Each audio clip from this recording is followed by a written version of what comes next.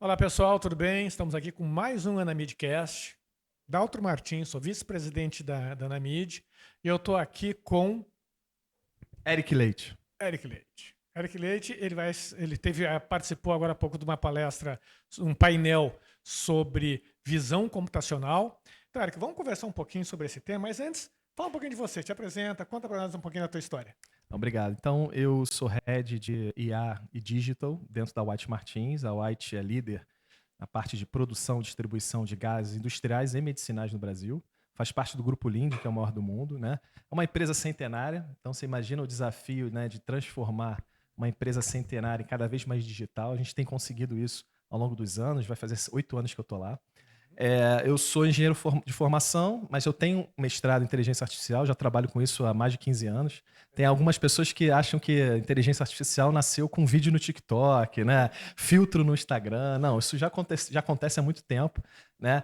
E eu tenho trabalhado nessa IA mais tradicional voltada para machine learning. Claro que a popularização, a democratização aconteceu aí por volta de 2022 com o ChatGPT, que abriu essa nova fronteira de IA generativa.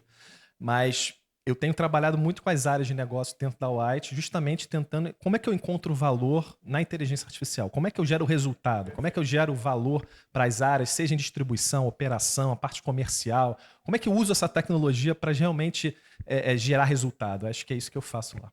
Perfeito. A gente começar nessa parte mais acadêmica, né? Trazer para o negócio e ver como é que isso gera, né? Gera resultado, né? Isso é o tempo e a gente tem que remar bastante para fazer isso. Mas vamos lá, falando de visão computacional, né? Que é o tema que a gente está conversando agora. Visão computacional já existe há algum tempo na internet, na aplicatividade, só não tem IA. Né? Ela agora tem um plus, vamos dizer assim, que ela começa a ganhar força ou ganhar coisas novas com IA. Fala um pouquinho para a gente como é que era esse primeiro momento da visão computacional e como é que a IA está potencializando essa tecnologia. Perfeito. Visão computacional, né, essas técnicas que já vem aí já faz, né, desde a década de 80, 70, ela vem ganhando muita força, tá? E em determinadas áreas ela já é meio madura. É uma abordagem muito mais estatística, matemática, né? E aí você consegue fazer um pré-processamento naquela imagem, identificar certos padrões, reconhecer certos objetos, por exemplo, numa imagem. Então você tem uma tarefa específica, um padrão específico que você quer reconhecer numa imagem. Isso já vem sendo feito, né, de uma forma com um grande grau de assertividade ao longo dos tempos.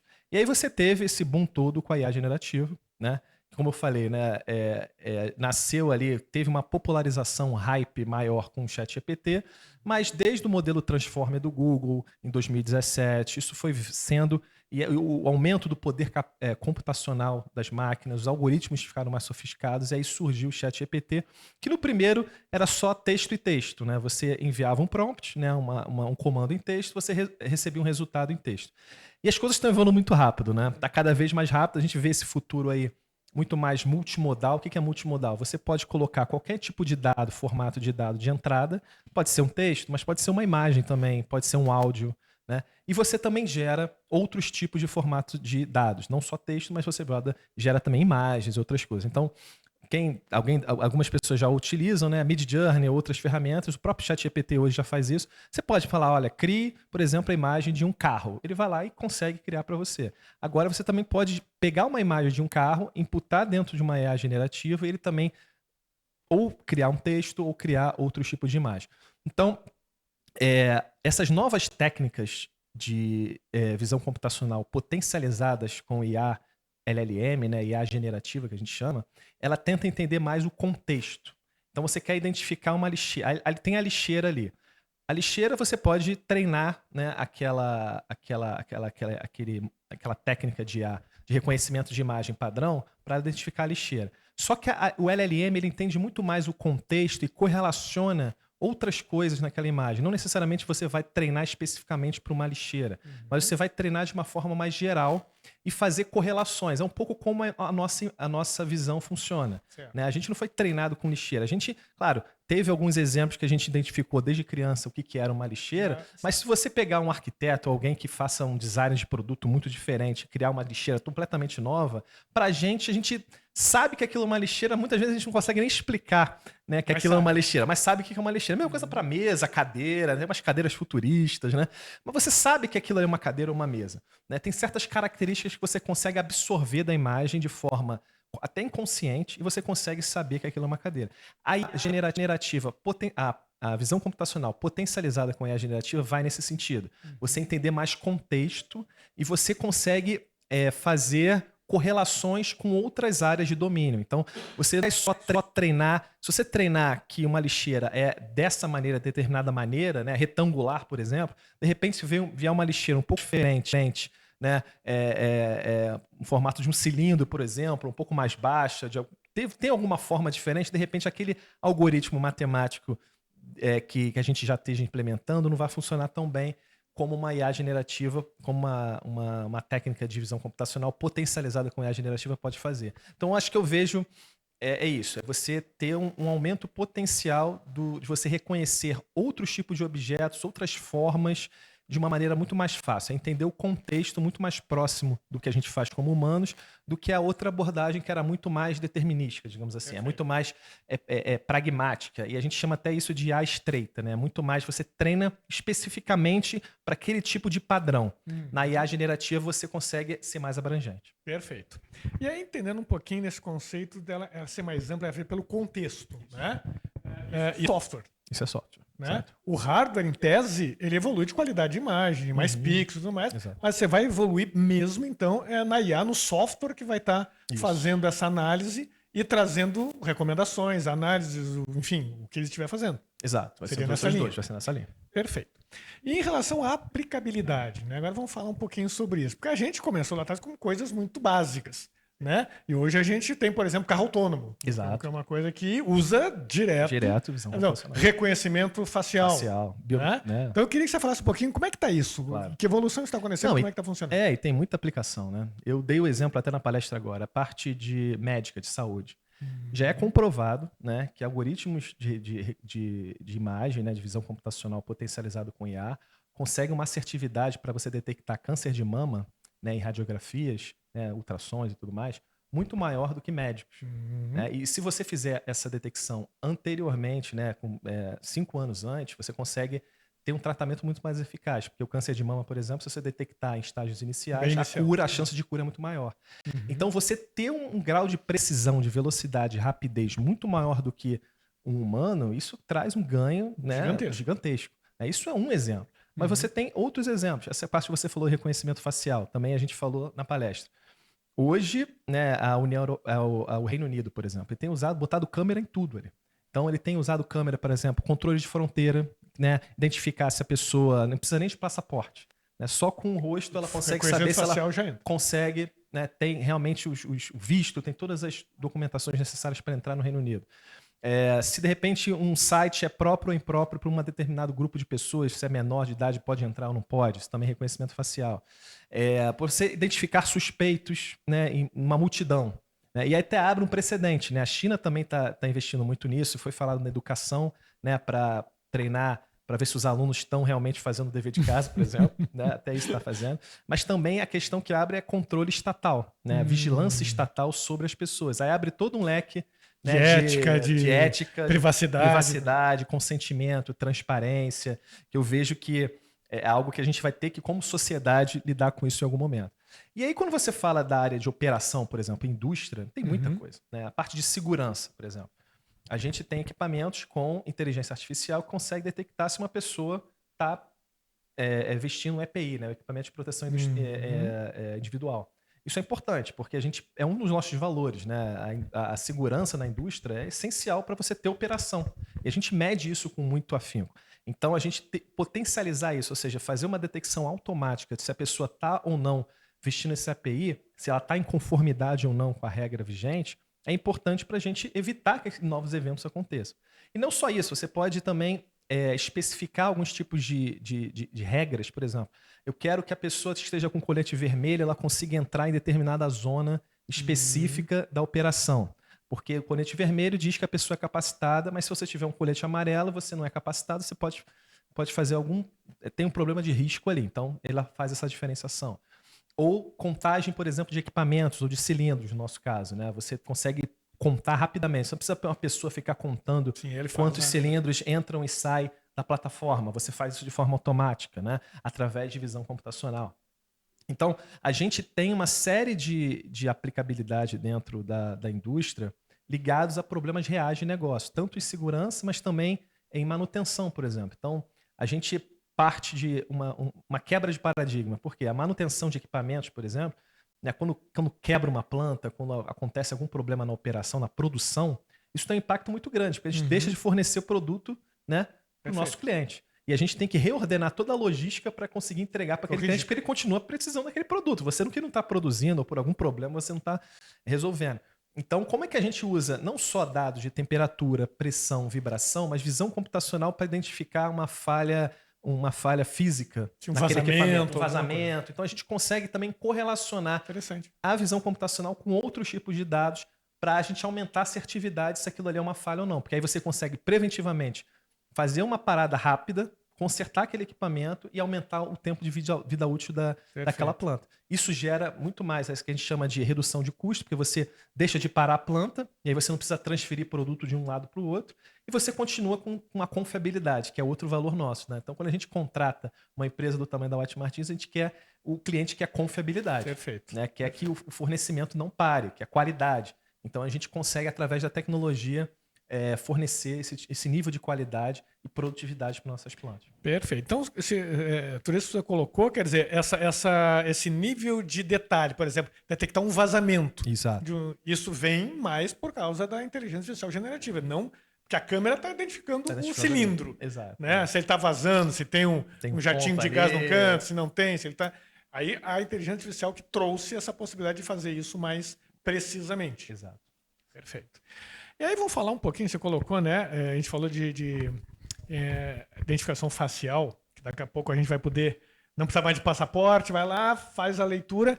Qual hoje é confiável, porque eu falo isso pelo seguinte, Polícia Federal usando isso para identificação de procurados. Está lá, fazendo todo um mapeamento, daqui a pouco a identificação alerta lá, fulano que é o procurado tal, prenda. Qual é o nível de confiabilidade que a gente tem hoje com esses dispositivos? A grande questão é assim, tem vários tipos de modelos de reconhecimento facial, eles estão avançados, né? Determinados números de pontos na face, você consegue reconhecer com menos ou mais precisão. A grande questão que se levanta é a questão, primeiro, transparência e consentimento. Né? Você está sendo vigiado de alguma forma e você consentir em locais públicos, tudo bem, mas locais privados, como é que funciona isso? Né? Esse poder que governos ou empresas vão ter sobre as imagens das pessoas, identificar rapidamente pessoas ou suspeitos, que aí entra também na questão do viés, né? Então você tem determinado suspeito de determinado gênero ou raça, e aí, de acordo com o algoritmo, ele pode ser treinado com um tipo de viés. Isso daí gerar implicações na sociedade muito graves. Né? Você acusar a pessoa de um crime, mas na verdade não é isso, só porque você tem uma determinada característica. Então a gente tem que ficar bastante atento nisso. Então eu acho que a gente tem que realmente caminhar para um modelo de governança onde as regras vão estar transparentes. Todo mundo vai conseguir identificar exatamente que você vai ser vigiado naquela situação, que você deu o consentimento para determinada empresa nisso. Eu acho que a gente tem que caminhar para uma governança mais sólida. Hoje eu vejo que essa discussão ainda está um pouco incipiente. Algumas... A maioria delas. A maioria. A União Europeia está um pouco mais à frente disso, outras nem tanto. Entendi. Porque cometer erros seria grave, imagina. Muito grave, o risco é alto. E aí você falou um pouquinho dessa parte da privacidade. Porque, claro, tu vai ter câmeras hoje praticamente em tudo que é lugar. Você está circulando, você está no bar, você está circulando na rua, você está sendo vigiado. Exato. E aí você falou essa parte da direito da minha privacidade. Né? Então, tu acha que isso ainda vai levar um bom tempo? Por enquanto, todo mundo faz isso, não tem legislação nenhuma para isso. Tem. Tu acha que quanto tempo para os governos necessários entender que precisa? Eu sei que já tem, o governo brasileiro está falando sobre IA e tal, mas tem muitas vertentes, né? Tem, muito. A imagem, por exemplo, é a mais, talvez, radical disso. A inovação, ela sempre vem na frente, né, da regulação. Da legislação. Né? Então, os governos tentam, né, são mais lentos, tem que discutir tudo, a inovação está caminhando a passos largos. E tem até uma discussão, né? Pô, mas você vai limitar uma tecnologia, né, o LLM que começou agora, olha os benefícios que ela tem. Mas assim, ao mesmo tempo eu vejo que a gente tem que agir com responsabilidade. Perfeito. Né? Não dá pra gente também... Porque a IA ela tem um potencial muito disruptivo e ela tende ao monopólio e a certos grupos de poder. Então você, de alguma forma, você tem que começar a botar a regra do jogo clara. Então transparência, esse negócio de fake news, deepfakes. Imagina que você tá... Cara, eleição, né? Eleição, né, um super polêmico, né, o grau de temperatura é super elevado. De alguma forma, o que eu falo é o seguinte, não é censura, não é você censurar o que as pessoas estão falando, mas você dá transparência no caso de IA, se aquele conteúdo, por exemplo, seja texto, seja imagem, seja vídeo, foi ou não foi gerado por uma inteligência artificial. Eu acho que isso tem que ser básico, é conceitual. Eu, quando sou eleitor, quando eu estou recebendo uma informação, eu tenho que entender, ler aquilo ali, não, tá, isso aqui foi feito pelo candidato A, mas foi gerado por IA. Agora, chegar uma coisa aqui que eu acho que um candidato falou alguma coisa e na verdade ele não falou, isso daí aí complica. Né? Mas aí eu diria mais que é má fé, né? Aí você já está tratando, infelizmente, né, de um seres humanos que usam as coisas essa ferramenta, porque no final das contas é uma ferramenta. Você pode usar para o bem ou para o mal. Exato. Mas você tem que definir melhor as regras do jogo. Exato. Porque fica uma briga ali de poder, uma certa, né, vai e puxa, que eu acho que assim, vamos discutir as regras, porque com as regras a gente consegue ser muito mais assertivo. Perfeito. A gente vai ter que tomar cuidado com tudo, né? Primeiro vem a tecnologia, a gente usa, aprende, erra, e aí começa a discutir como é que a gente vai organizar a casa para não virar terra de ninguém. Isso faz parte do jogo, não tem jeito, mas não pode privar realmente o crescimento e desenvolvimento. Em relação ao Brasil, né, que a gente falou bastante de visão computacional, mas eu queria entender, no Brasil, você acha que o Brasil ele já tem desenvolvedores, empreendedores nessa área alto nível, ou a gente tem que buscar a tecnologia de fora? Assim, o Brasil, eu sou um pouco pessimista, né? Assim, nessa questão brasileira. Por quê? A gente tem um déficit educacional muito grande. Né? Se você for ver, a maior parte das nossas crianças, isso já tem, a gente teve uma queda na nota de educação, a gente vê que principalmente as crianças do ciclo básico, né, ensino médio, fundamental, elas às vezes não sabem interpretar texto. E muitas vezes essas IAs, você tem que fazer perguntas certas para que ela tenha respostas corretas. Então, eu vejo um problema na questão do Brasil, que a gente tem que começar a investir mais em educação, melhor remuneração dos professores, principalmente na educação básica. Porque as pessoas, no final das contas, a pessoa capacitada para desenvolver um modelo brasileiro de IA ou para ajustar o modelo existente, até para o português, tem até uma discussão sobre isso, que grandes modelos que você vê no ChatGPT, ou da Meta, ou do Google, eles foram treinados a maior parte em inglês. E tem muita pouca coisa em português. Então, para você ter uma experiência, você precisa de pessoas capacitadas para isso. E hoje eu vejo um déficit em relação a isso. Aí eu falo que às vezes é uma mosca branca, um unicórnio que sabe muito, mas é muito caro, poucas pessoas. Eu vejo as empresas capacitando muito internamente, porque não consegue achar no mercado. Né? Fazendo programas de treinamento. Né? E não só o especialista, esse é um ponto importante, não só o especialista que desenvolve um modelo, não só o cientista de dados, aquele cara super focado, especialista em tudo de IA, mas você também treinar pessoas de negócio para entender, ter o vocabulário básico sobre IA. Muitas vezes eu vejo na minha empresa ou empresas, né, de terceiros, que o cara não sabe nem o potencial que alguma ferramenta de IA pode dar na área dele. Eu faço uma comparação. Quando eu assumi uma posição de gestão, que eu era muito técnico, eu assumi uma posição de gestão. Eu tive que adquirir novas habilidades. Primeiro, né, gerir pessoas, gerir projetos, mas tem uma habilidade que eu adquiri também, que eu já tinha, mas num nível mais baixo, que é a gestão financeira. Eu tinha que entender o que era centro de custo, CAPEX, OPEX. Eu tinha que saber fazer o mínimo ali, o jogo muda, o fluxo de caixa. Então, assim, eu acho que a IA vai ser a mesma coisa. Você pode ser de finanças, você pode ser da área de marketing, você pode ser da área de operação. Você tem que ter o mínimo do vocabulário. Não é que você vai ser o especialista, mas você tem que começar a entender e conversar com pessoas, né? Saber o que é uma alucinação, saber que, será que essa tecnologia se aplica na minha área? Porque você vai conseguir ser mais produtivo, você vai conseguir gerar mais resultado. E as coisas estão evoluindo muito rápido. Então você não. Eu acho assim, quem sair na frente, começar se adaptando, experimentando, não é de novo para você ser o PhD, né? Se você quiser mudar de área, obviamente, tem muito mercado para isso. Como eu disse, eu acho que a gente consegue absorver isso rápido. Mas você conseguir aplicar isso na sua área, você vai já estar na frente de muita gente aí no mercado. Perfeito. Bom, nosso tempo, nós podíamos ficar um bom tempo aqui. Podia. O tema posso muito falar 3 legal. horas aqui. A gente vai falando sobre isso, um tema interessante, mas nosso tempo está estourando. Legal, espero que vocês tenham gostado desse conteúdo. Deixa teus contatos, tua rede social, teu Instagram, para quem quiser saber mais, trocar ideia com você.